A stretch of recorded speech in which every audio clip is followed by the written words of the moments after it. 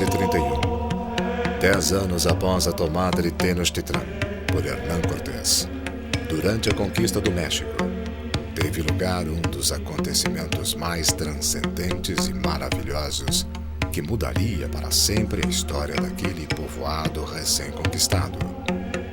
Este acontecimento, para qual a ciência, mesmo depois de 500 anos, não pode encontrar explicação, é um dos mistérios mais surpreendentes de todos os tempos.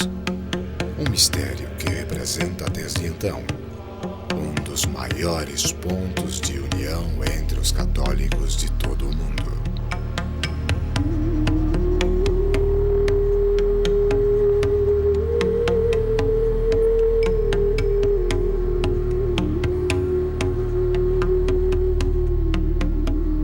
El acontecimiento guadalupano es, a mi modo de ver, la clave para entender y estudiar la historia de del catolicismo de América Latina y la misma formación de América Latina.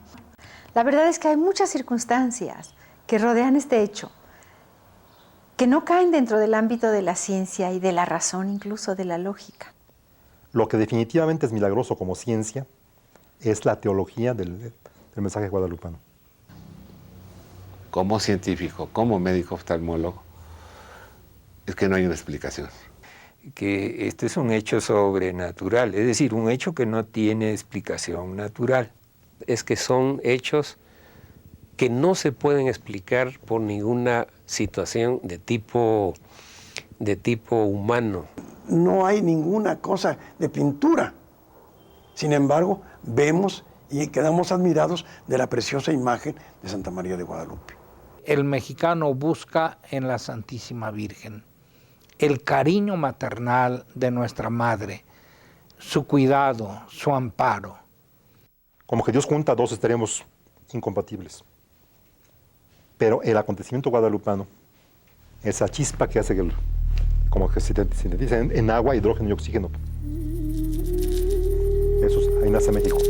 Dos pueblos profundamente religiosos. Antes da chegada dos espanhóis às costas mexicanas, não existia em nenhuma outra parte da terra um povo que utilizava o sacrifício humano na quantidade e frequência com que faziam os astecas como ritual religioso. Estima-se que nos anos anteriores à chegada de Hernán Cortés ao México, o Império Azteca sacrificava milhares de pessoas a cada ano e que unicamente durante a consagração do templo principal de Tenochtitlan sacrificaram 20.000 homens durante os 4 dias que durou a festividade. O sea, todo mexicano daba sangre todos los días. Unas gotas. Propia. Para dar el corazón, que es lo más precioso, la flor máxima, era Dios quien lo elegía a través de la batalla, en la cual Él decidía quién era elegido para ser glorificado con el sacrificio. Veíamos como asesinato eso nosotros. Ellos lo veían como divinización. Por tanto, el elegido se sentía privilegiado, no se sentía víctima, se sentía favorecido, elegido de Dios. Quando os barcos espanhóis tocaram a terra mexicana, a grande quantidade de tribos indígenas espalhadas ao longo daquele novo território e a forte religiosidade e devoção a seus deuses e a entrega às suas crenças religiosas representava para os conquistadores um grave obstáculo para a sua missão de evangelização. Cuando vienen los españoles a México a predicar el Evangelio, están convencidísimos de que su versión propia del Evangelio es la única válida. Están tan convencidos de eso, que incluso allá en Europa, a cristianos como ellos, por poquitas diferencias, los matan y los queman si no piensan como ellos. Pues no pueden en absoluto aceptar una cultura tan diferente, tan opuesta a la de ellos. Piensan entonces que deben arrancar todo lo que hay aquí para poder plantar el Evangelio. El indio está pegadísimo a su cultura, no solamente por afecto, sino por mentalidad. Por tanto, la tradición. Lo que siempre se ha hecho es lo correcto. Lo que se aparte de lo que siempre se ha hecho está mal. Por tanto, la religión de mis padres es la única válida, no puede haber otra. Mesmo depois de inevitáveis e sangrentas batalhas e de submeter ao poder das armas, o Império de Montezuma, com a destruição de seus templos e crenças pagãs, a evangelização naquele fraco e debilitado povo parecia ser uma missão impossível de ser alcançada. Entretanto, a chegada dos primeiros frades espanhóis que se vestiam com grande pobreza e se esforçavam arduamente para a transmissão da doutrina cristã causavam nos índios um grande respeito e admiração. Impressionava muito os índios ver seus conquistadores europeus poderosos e ricamente vestidos dobrarem os joelhos em terra e beijarem com grande humildade e devoção as mãos daqueles homens maltrapilhos, bondosos e adoradores de uma cruz. La única gente disponible para evangelizar eran los españoles. Y vienen con la mejor buena voluntad. Y lo hacen entregándose completamente. Entonces Dios debía completar lo que hicieran ellos. Lo prometió. Vayan y yo estoy con ustedes hasta el fin del mundo. Entonces eso hace que Él cumpla su promesa, no contradiciendo ni ignorando el mensaje español, sino completándolo a la mente india a través del acontecimiento guadalupano. Durante os primeiros anos depois da conquista, quando as armas foram depostas e viviam em tempo de paz, os índios se mantinham condescendentes e reservados, mas não convencidos diante das novas verdades. Entretanto, um antigo e piedoso relato, considerado por muitos como um ingênuo e poético conto do século XVI, que relata uma lenda a mais da época de Cortés, é para muitos a resposta inexplicável da grande mudança e conversão do povo mexicano à sua nova fé. Este simples relato escrito em língua náhuatl tem por nome Nican-Mopoua.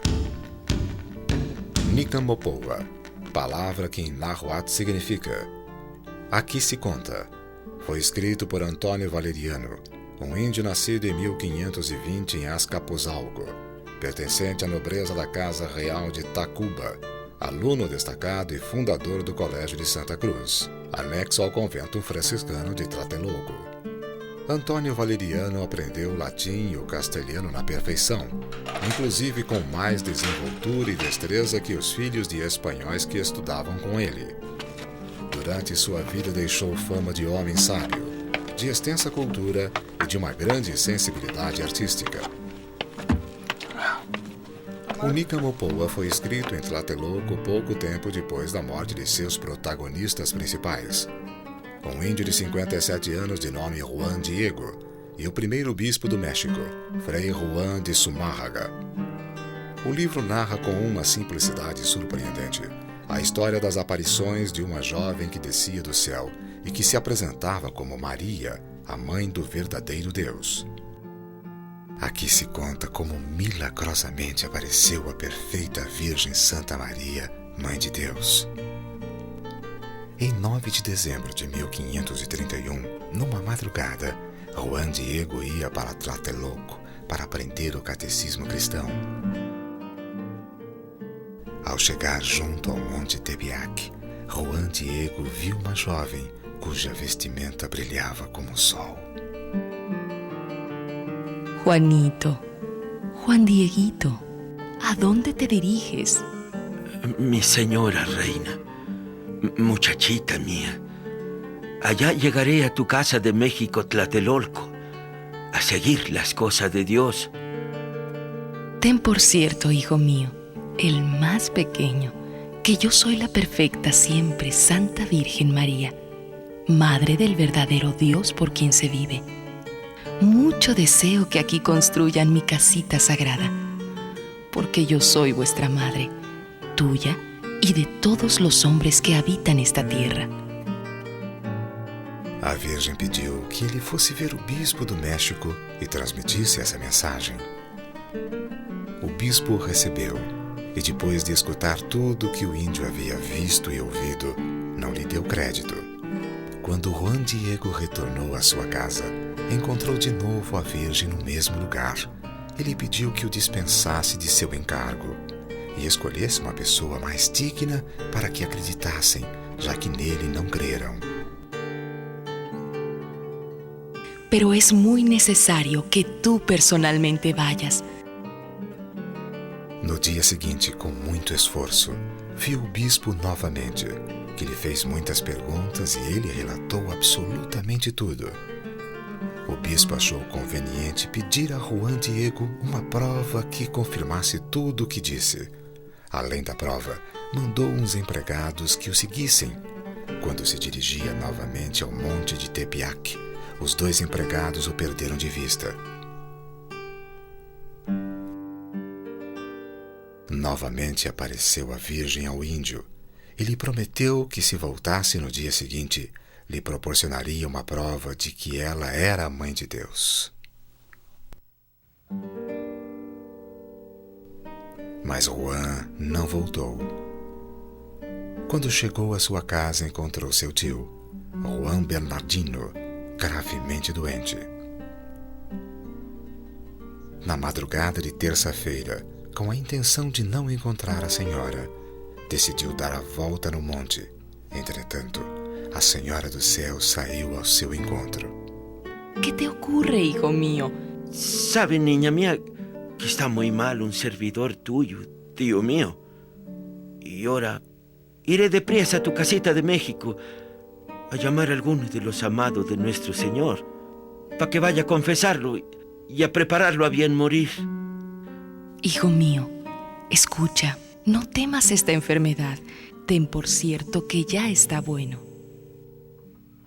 A jovem lhe pediu que, antes de ir à casa do bispo, subisse o monte e colhesse as rosas de Castilla que lá estavam. Juan Diego subiu sem duvidar, mesmo sabendo que era impossível em cima daqueles pedregulhos, no mês de dezembro, quando está cheio de gelo, florescer rosas. Ao chegar lá em cima, ficou extasiado. Cortou o quanto pôde e as colocou em sua capa. Desceu e as mostrou à Virgem, que pegou com suas mãos e voltou a colocar na capa de Juan Diego. Quando Juan Diego deixou cair as rosas diante do bispo, se estampou e se desenhou na presença de todos a preciosa imagem da Virgem sobre o tecido da capa do índio, da maneira que está e que se guarda até hoje no templo de Tepeyac e que leva por nome a Santíssima Virgem de Guadalupe.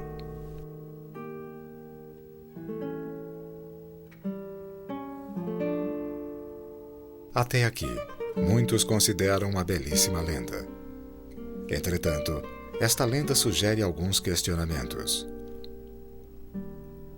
A primeira é o nome de Guadalupe. Juan Bernardino, quando se referiu a ela durante as perguntas que lhe faziam os espanhóis, utilizou as palavras em náhuatl, Guatlachup. Esta palavra, ao ser pronunciada, soa extremamente parecida com a palavra em espanhol Guadalupe, nome que lhe foi concedido imediatamente pelos espanhóis, pensando que se referia à venerada e milagrosa estátua de Nossa Senhora de Guadalupe, de Extremadura, Espanha. Entretanto, analisando detalhadamente, descobriu-se o seguinte: Coa significa serpente, Tla, o artigo a, enquanto que chupe significa esmagar. Aqui esmaga a serpente. A seguinte questão está em relação à anterior. Como este precioso relato, que narra uma aparição da Virgem Maria no século XVI, pôde provocar um fato único na história, a conversão de todo um povo ao catolicismo, que representa na atualidade o vínculo de união mais importante entre todos os mexicanos. Entonces, para el indio, la figura clave, la figura matriz, digamos, de amor, protección, amparo, autoridad, gobierno, control, no era el padre, era la madre. Ahora, Dios no es padre ni madre, por supuesto, Dios no tiene sexo. Sin embargo, se adapta al ser humano. Para un pueblo patriarcal como eran los pueblos semitas, se presenta como padre, como patriarca. Aquí no puede venir él diciendo que es madre, pero manda a su madre física, en su encarnación, a que venga ella a ser la evangelizadora de México. Para mí lo más importante y trascendente es que Dios se quiso servir de estos signos para darnos un mensaje clave. María es la madre del verdadero Dios por quien se vive. Ese Dios que viene a darnos la vida, a hermanarnos como un solo pueblo cristiano, a españoles y a indígenas. La Santísima Virgen de Guadalupe viene a ser el centro de la atención, de la devoción del pueblo mexicano, del pueblo latinoamericano, de todos los católicos, me atrevo a decir, de gran parte del mundo. Bueno, lo que es, a mi modo de ver, auténticamente milagroso, imposible explicar científicamente a nivel humano, no es tanto lo material, la pintura físicamente hablando, por ejemplo. Es muy interesante, aparentemente es milagrosa, pero podría no serlo. Lo que definitivamente es milagroso como ciencia es la teología del mensaje guadalupano. Foram atribuídos ao seu caráter milagroso uma série de acontecimentos que para os estudiosos mais céticos ficaram como inexplicáveis. Quisiendo destruir esa imagen con el ácido que voltean sobre la imagen. Los que están arreglando el cuadro, no se quema ni la tela, ni se destruye la pintura. Em 1791, o ourives que limpava a moldura da imagem de Guadalupe derramou ácido nítrico sobre a tela. De acordo com estudos químicos feitos, o ácido nítrico deveria necessariamente furar a frágil trama de fio do tecido, mas nada sucedeu. Ficou somente o sinal de umas manchas amareladas e que, de forma inexplicável para os especialistas, foram desaparecendo com o tempo, como se a textura por si só fosse regenerando, igual ao que acontece com a pele dos seres humanos. Outro fato extraordinário aconteceu durante a manhã de 14 de dezembro de 1921. Le ponen una bomba en 1921 y la bomba destruye cristales, ventanas de las casas vecinas y el cristal de la imagen. Y la imagen no tiene ningún problema. Durante a época da perseguição da igreja no México, quando a antiga Basílica de Guadalupe se encontrava vazia, Luciano Pérez, um operário grande em tamanho, entrou na igreja carregando um ramo de flores em cujo interior levava uma pesadíssima carga de dinamite. Luciano subiu até o altar, depositando aos pés da imagem aquela destruidora oferta floral. Pouco depois de partir, explodiu a potentíssima carga, ficando as grades do altar reduzidas a cacos, os candelabros e objetos de metal retorcidos como se fossem de borracha. Todos os vidros, inclusive a dos edifícios vizinhos, quebrados. Entretanto, o vidro da Virgem de Guadalupe nem sequer ficou trincado. El Cristo que está en el altar lo tenemos ahora en una urna, en la misma basílica, todo torcido del impacto de la bomba. Y ni el cristal ni nada se destruyó. Os peritos afirmam que este fato é inexplicável. Algunos piensan que aquí en la basílica tenemos tesoros invaluables. No, nuestro único tesoro es la imagen de la Santísima Virgen. Y nos preguntan, ¿y cómo la resguardan? El pueblo es el que la resguarda. Nadie se atreverá jamás, aunque alguno lo hizo poniendo una bomba en los años 20, ninguno se atreverá a tratar de arrancar el cuadro de la Virgen de donde está. Inexplicável também para a ciência é a consistência inalterada do aiate de Juan Diego por mais de 450 anos. Um grande número de provas demonstraram que os tecidos de fibra de maguey, inclusive os mais trabalhados, duraram apenas pouco mais de 20 anos, decompondo-se totalmente. A capa de Juan Diego, depois de centenas de anos, se conserva em perfeito estado mesmo estando exposta a condições desfavoráveis. Por mais de um século, a capa e a imagem estiveram expostas às mais diversas situações sem nenhuma proteção. No ano de 1647 chegou da Espanha o primeiro vidro. O Monte de Tepeyac estava rodeado de lagos e lagunas, num ambiente muito úmido que corroía até os metais.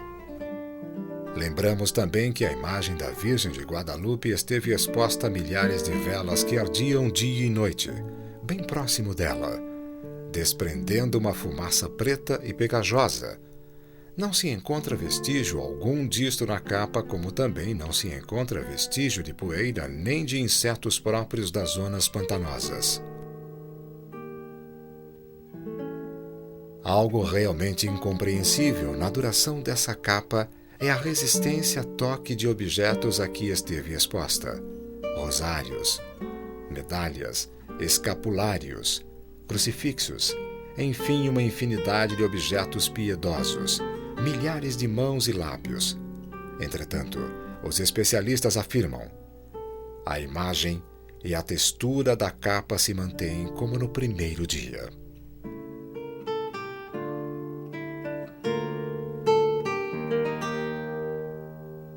En una ocasión despegué el sagrado original completamente y me puse yo detrás. Es una tela tan ruda que se veían muy bien las lámparas, todo lo que hay, sin necesidad de nada. ¿Por qué? Porque no hay ninguna cosa de pintura. Sin embargo, vemos y quedamos admirados de la preciosa imagen de Santa María de Guadalupe. Desde os primeiros anos da aparição, chamou muito a atenção a imperfeição do tecido da capa, tão cheio de manchas e defeitos, no qual, sem preparo algum, se criou nela uma tão magistral pintura. O Prêmio Nobel de Química Richard Cohn, depois de examinar as fibras da capa de Juan Diego, uma de cor avermelhada e outra de cor amarelada, certificou o seguinte: En las dos fibras no existen colorantes vegetales, ni animales, ni minerales, ni por supuesto colorantes sintéticos. Es decir, los colorantes de la imagen de Guadalupe no son humanos. No existen sobre la faz de la Tierra. Depois destas afirmações desconcertantes por parte de um cientista tão prestigiado, levaram a cabo estudos mais detalhados e com maiores meios técnicos, como os que fizeram os investigadores da NASA na noite de 7 de maio de 1979. São eles Philip Callahan e George Brent. O estudo analítico ao infravermelho deveria proporcionar aos investigadores da NASA os desenhos prévios existentes na imagem original da Virgem de Guadalupe e que espécie de preparo ou tratamento tinha sido aplicado no tecido da capa. O resultado de suas investigações enchem de assombro o mundo inteiro. Não houve tratamento nem preparo prévio algum no tecido da capa, o que torna incompreensível não somente sua duração, como a fixação da imagem na tela. Maior ainda foi o assombro quando se constatou que a imagem carece de desenhos e riscos prévios e de correções. E como só isso não bastasse, verificou-se que não há pinceladas. Isto quer dizer que a imagem da Virgem de Guadalupe está impressa, mesmo que pareça impossível, do mesmo modo como se fosse uma fotografia, com cores e brilhos desconhecidos e incompreensíveis. Reúne tantas cualidades de diferentes disciplinas que si hubiera sido pintada por manos humanas, vamos a decir, tendría que haber sido un conjunto de astrónomos, de pintores. Nosotros como occidentales estamos viendo una pintura que pudo haber sido retocada o no, pero es una pintura que no sabemos de qué es. Los aztecas leían, era un códice para ellos. Se presentan los sabios de aquel tiempo para dar su opinión si en realidad allí eso es una cosa humana o no. Y su opinión de todos los sabios del 1666 es: no hay ninguna preparación. Es imposible que en esta burda materia como es la tilma podamos tener una preciosa imagen como es la que nosotros estamos viendo. Ellos estudiaron la imagen sobre una mesa, la volteaban, la intentaron, la doblaron, la buscaron, todo lo que ellos quisieron para poder decir que era realmente algo extraordinario. Em 1951, ao observar com uma lente a ampliação de uma fotografia da imagem da Virgem de Guadalupe, o desenhista mexicano Salinas descobre que no olho direito da imagem refletia a figura de um homem barbado. A notícia desatou uma série de investigações por parte dos mais prestigiados cientistas e dos melhores oftalmologistas. Cada um dos 15 especialistas que examinaram a imagem declararam que os olhos da Virgem se comportavam da mesma maneira como se comportam os olhos de uma pessoa viva. Encontré un ojo con todas las características de un ser humano vivo, o que había estado vivo, que se le había tomado una fotografía en 1531, cosa imposible. Quando utilizados os diferentes instrumentos ópticos, os olhos da Virgem adquirem brilho e profundidade de um olho vivo. También tenía redes venosas en los párpados superior e inferior, en la conjuntiva de la Virgen. Tenía parte en el iris, de color amarillo miel, todas las características de un iris humano, con las criptas, el collarete, las pequeñas mamelones alrededor de la pupila o niña del ojo, como lo conocen las personas. Y realmente lo único que le faltaba era que el iris de la Virgen se contrajera con la luz que le estábamos echando.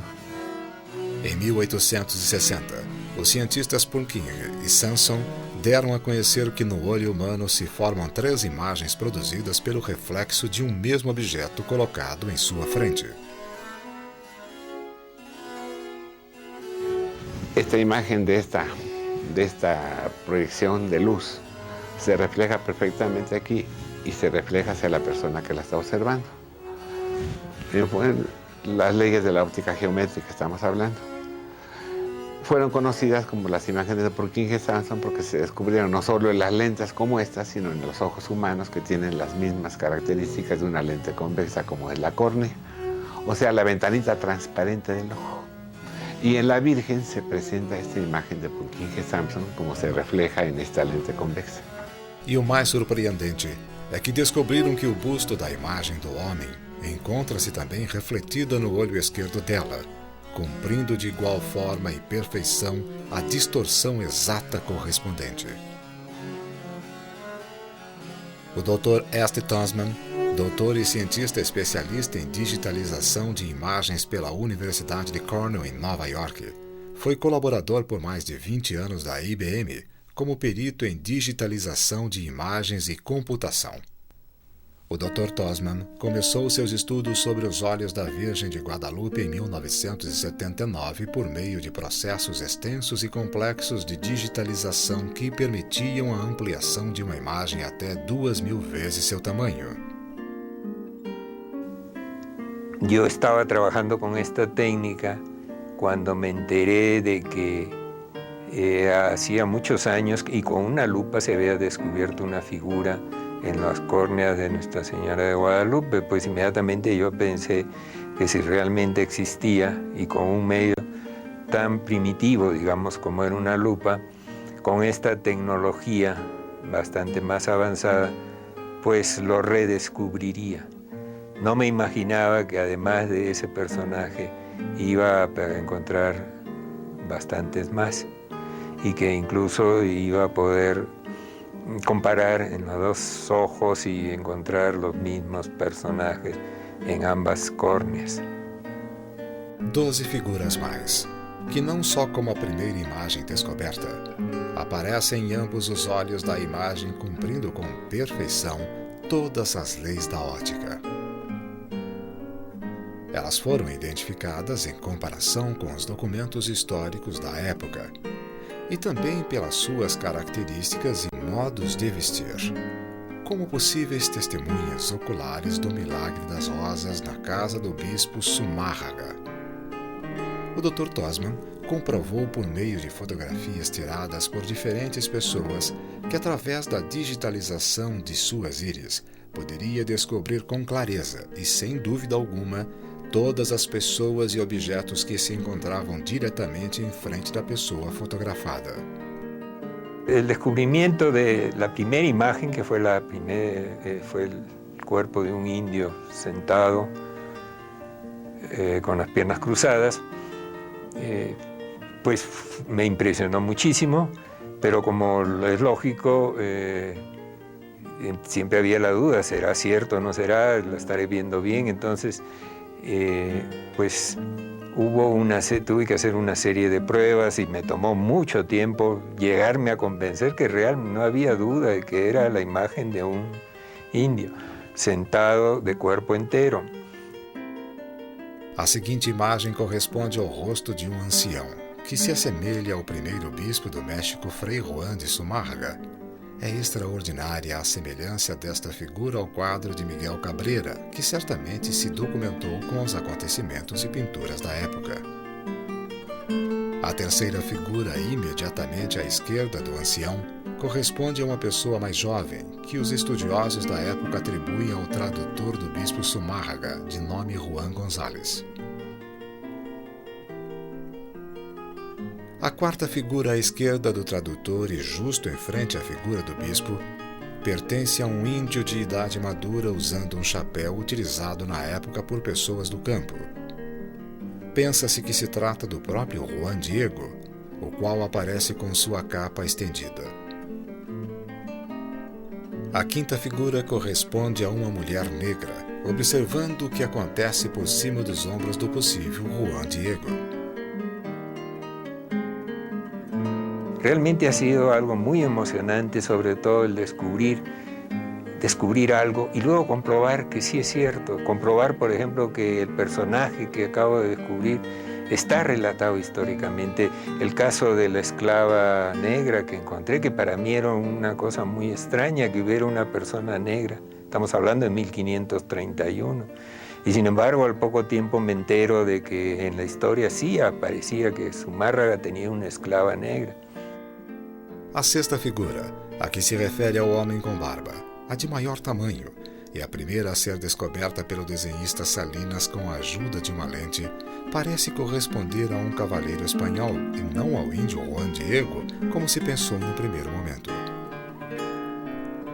No centro da íris do olho direito, Dossmann descobriu ao que ele chama de grupo familiar, e que por suas dimensões é o mais afastado do resto das figuras. Ele é formado por uma mulher muito jovem com um bebê colocado nos ombros, como era o costume das Índias naquela época. Aparece também um grupo de meninos, um homem com chapéu e um casal que aparentemente observa a cena da aparição.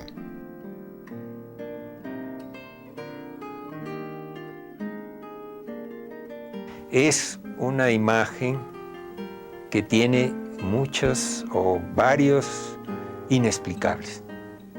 Lo que yo he descubierto es uno de los inexplicables. Sabemos, y a cada rato en varios libros podemos leer, que hay otros descubrimientos que también es muy difícil de explicar.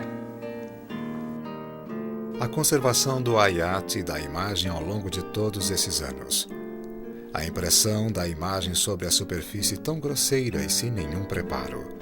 A natureza desconhecida de seus corantes e a existência de figuras milimétricas refletidas nos dois olhos da Virgem, obedecendo com perfeição todas as leis da física óptica, obrigaram a ciência a determinar os fatos de Guadalupe como inexplicáveis. Quiero, mucho deseo, que aquí me levanten mi casita sagrada. Hoy, después de 5 siglos, no solamente existe un templo en el Tepeyac, existen millares de otros. El templo en el Tepeyac era una cosa muy lógica y muy buena para un español, pero era fundamental para el indio. Que la madre del dios mexicano, se presenta a ella, pide un templo para su hijo, porque para el mexicano la nación era el templo. Entonces se fundaba haciendo el templo. Se acababa destruyendo el templo.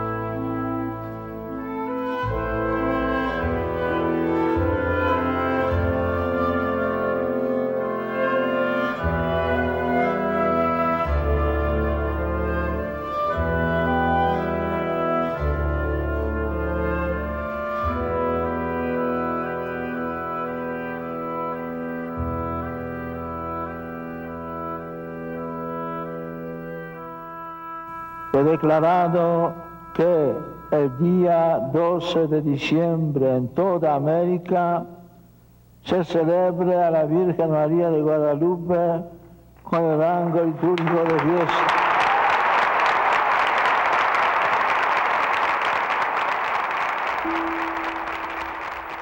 Pienso que el mexicano busca en la Santísima Virgen el cariño maternal de nuestra madre. El motivo típico del visitante a la basílica es: vengo a ver a mi madre, a visitar a mi madre. Eso es. En Lourdes van a ver a pedir salud, en Fátima a pedir perdón, en otras partes a lo que sea. Aquí vienen a visitar a su mamá. Así.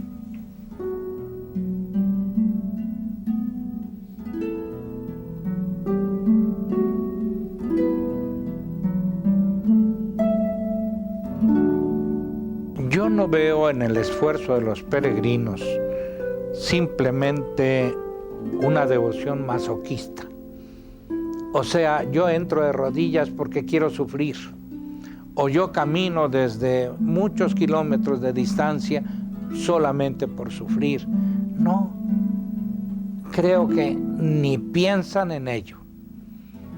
Les duelen las rodillas indudablemente. Habría que acercarse a ellos y preguntarles cómo sienten y nos van a responder: no me preocupa, no le hago caso al dolor. Yo vengo a ver a María. ¿Quién es la Madre de Dios? ¿Quién intercede por nosotros? Por eso todos te aclamamos.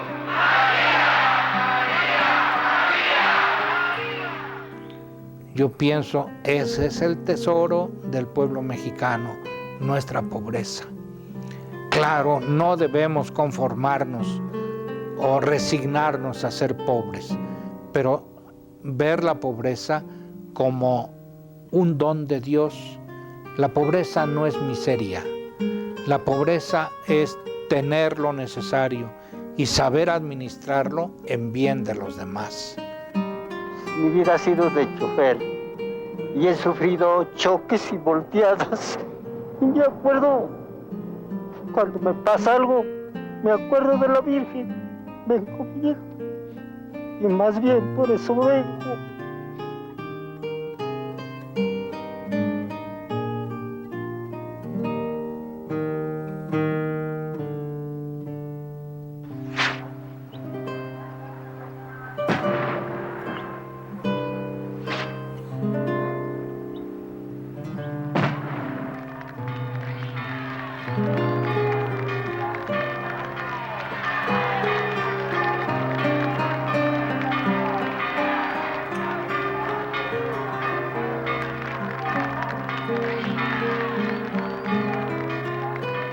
El peregrinar, el llegar de rodillas hasta la imagen de la Virgen es un tratar de purificar nuestra conciencia de los pecados por medio del dolor y, claro está, también por medio del sacramento. Confesar en la Basílica de Guadalupe es una experiencia que yo no conocía. Es sobrecogedora. Todos los días se ven milagros ahí en el confesionario. Gente de 20, 30, 40 años de no confesarse viene ahí solita. Nadie la trajo. Todos los días. Vinieron ahí curiosos. Algo les movió el corazón. Pasa bien en un tour, por ejemplo. Algunos lo dicen. Vienen del tour. Parte del... Pero algo pasa allí. Se sienten movidos a decir cambio de vida. Y lo hacen. Y no fue ninguna predicación nuestra, no fue ninguna cosa. Fue la presencia materna de María ahí en ese momento. Me consta ahora, por experiencia directa personal.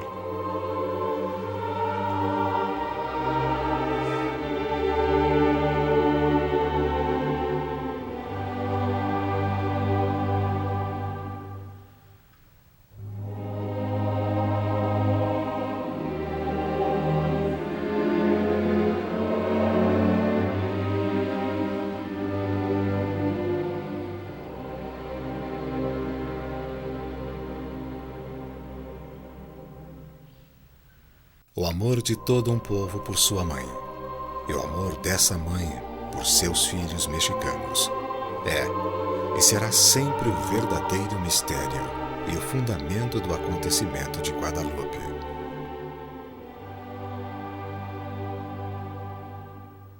Aquela tela rústica e sua imagem ainda se encontram no mesmo lugar da aparição e da igreja que a Virgem pediu que se construísse. Ela é hoje o centro mariano mais visitado do mundo.